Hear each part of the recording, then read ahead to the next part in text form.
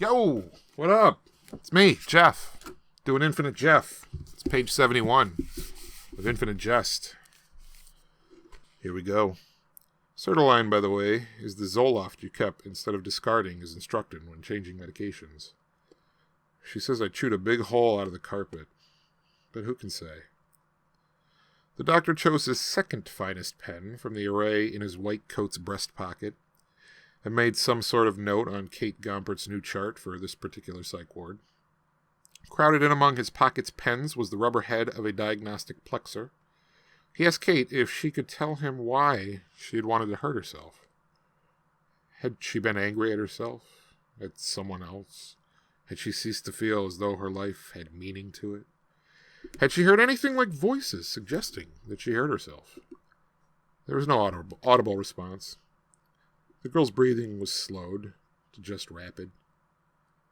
The doctor took an early clinical gamble and asked Kate whether it might not be easier if she rolled over and sat up so that they could speak with each other more normally, face to face. I am sitting up. The doctor's pen was poised. His slowdown was studious, blandly puzzled seeming. You mean to say you feel right now as if your body is already in a sitting up position?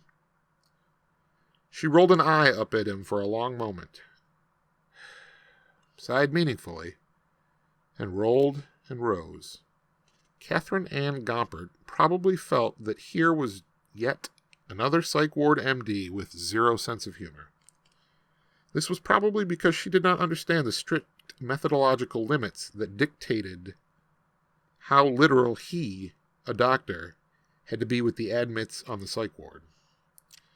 Nor that jokes and sarcasm were usually too pregnant and fertile with clinical significance not to be taken seriously.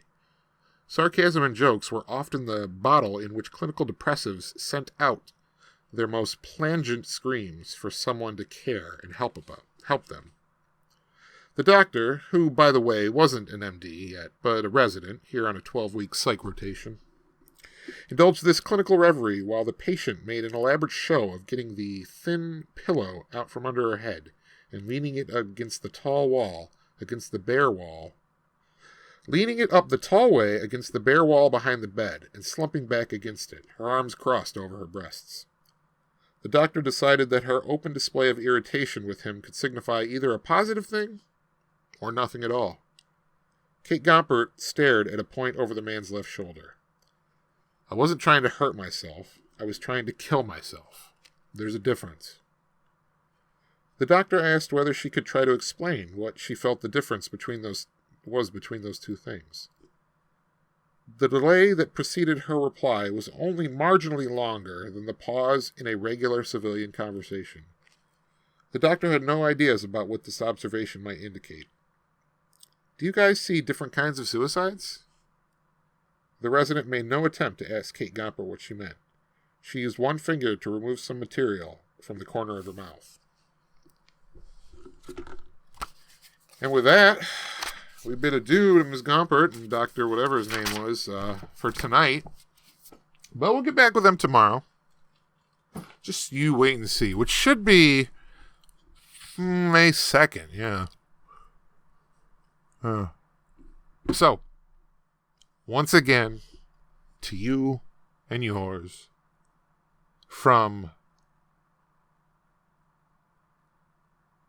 these United States, I bid you good night, adieu, sayonara, ciao, Bella, good night, mwah, mwah.